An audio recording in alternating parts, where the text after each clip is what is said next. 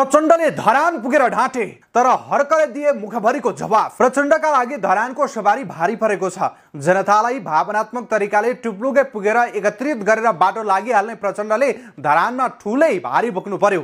त्यो भारीमा हर्क साम्पाङले चलाएको श्रम अभियानको ढुङ्गा होइन दर्शकवृन्द, राजनीतिक आफ्नै भाषणको आफ्नै परिपाटीको।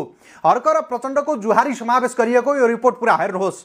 आज धरानमा किराँती र लिम्बुवान राष्ट्रिय मुक्ति मोर्चा नेपालको संयुक्त राष्ट्रिय सम्मेलनको उद्घाटन समारोहमा प्रचण्डले मैले धरानका मेयर हर्क साम्पाङलाई लोकतन्त्रमा फुलेको सुन्दर फूल भनेको छु, घरिघरि उहाँलाई के हुन्छ र। प्रचण्डले के ढाँटे त? अहिले पनि हामी प्रदेश नम्बर 1 मै बसेका छौं, हाम्रो पार्टी यस प्रदेशको नाम पहिचानको आधारमा राखिनुपर्छ भनेर लडिरहेको थियो। अहिले पनि पहिचानका आधारमा नाम हुनुपर्ने भन्ने सिद्धान्तबाट थोरै पनि विचलित भएका छैनौं। तर संख्याले केही कन्फ्युजन भयो। हामीले केन्द्रमा समीक्षा गर्यौं र त्रुटि भयो भनेर सच्यायौं। अब संख्या पुग्छ भने किराँत, लिम्बुवान र कोच भावना समेट्ने गरी प्रदेशको नामाङ्करण गर्नुपर्ने भन्नेमा दुविधा छैन, उनले भनेका छन्।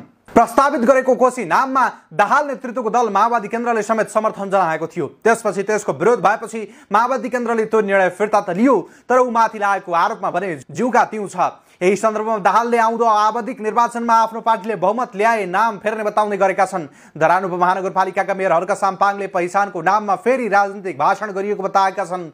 पहिचानको नाममा फेरि राजनीतिक भाषण, लाटाहरू झुक्किएको देख्दा म चकित छु। हर्कले फेसबुकमा लेखेका छन्, आइतबार मात्रै धरानमा एक कार्यक्रम सम्बोधन गरेका पूर्व मन्त्री समेत रहेका माओवादी केन्द्रका पूर्व प्रधानमन्त्री समेत रहेका माओवादी केन्द्रका अध्यक्ष पुष्पकमल दाहाल प्रचण्डले आफ्नो पार्टी कोशी प्रदेशको नाम पहिचानका आधारमा राख्नका लागि प्रतिबद्ध रहेको बताएका थिए। यसपछि हर्कले यस्तो प्रतिक्रिया दिएका हुन्।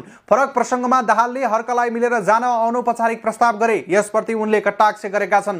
हर्कले फेरि थपेका छन्, तिमी गफले देश बनाउँछौ, म कामले। तिमी रगत बगाएर देश बनाउँछु भन्छौ, म पसिना बगाएर देश बनाउँछु भन्छु। फरक थोरै छ, इतिहासले मूल्याङ्कन गर्नेछ। यो हर्क साम्पाङको भनाइ हो दर्शकवृन्द। हर्क साम्पाङ र आज प्रचण्ड बीच दोहोरी नै चलेको छ।